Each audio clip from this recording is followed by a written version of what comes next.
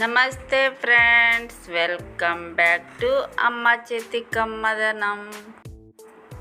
Summer special మజ్జిగ మిరపకాయలు చేయబోతున్నా. నేనైతే కేజీ పచ్చిమిరపకాయలు తీసుకుని నీట్గా కడిగి ఆరబెట్టి ఇలా మధ్యలోకి కట్ చేస్తున్నా. ఇలా మిరపకాయలన్నీ మధ్యలోకి ఇలా చీరుకుని ఒక డబ్బాలో వేసుకోవాలి.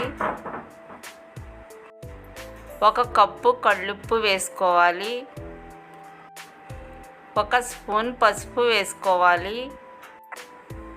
2 స్పూనుల జీలకర్ర కానీ వాము కానీ వేసుకోవాలి. నేనైతే జీలకర్ర వేస్తున్నా. 1 లీటర్ పెరుగు తీసుకుని ఇలా వాటర్ వేసి బాగా మజ్జిగలా చేసుకుని ఈ మిరపకాయల్లో వేసుకోవాలి.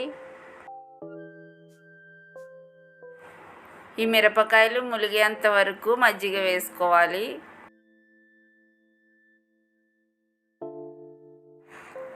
ఉప్పు పసుపు మొత్తం అంతా కలిసే వరకు ఇలా మిక్స్ చేసుకోవాలి.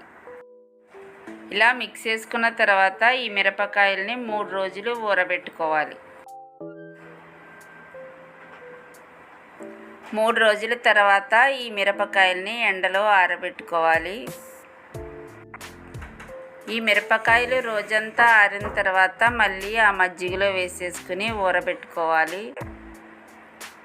ఓకే, చూడండి, మజ్జిగ మిరపకాయలు అయితే రెడీ అయిపోయాయి. ఈ మిరపకాయలు ఆరటానికి నాకు 5 డేస్ పట్టింది. ఇప్పుడైతే ఈ మిరపకాయలని ఫ్రై చేసి చూపిస్తా. చాలా టేస్టీగా ఉంటాయి మజ్జిగ మిరపకాయలు.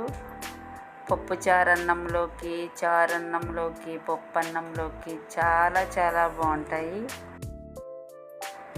మేమైతే మజ్జిగ మిరపకాయలు అంటాము, ఊర మిరపకాయలు కూడా అంటారు, చల్ల మిరపకాయలు కూడా అంటారు. మేమైతే మజ్జిగ మిరపకాయలు అంటాము. చాలా టేస్టీగా ఉంటాయి మజ్జిగ మిరపకాయలు. ఈ సమ్మర్లో ఎలా ట్రై చేసి చూడండి.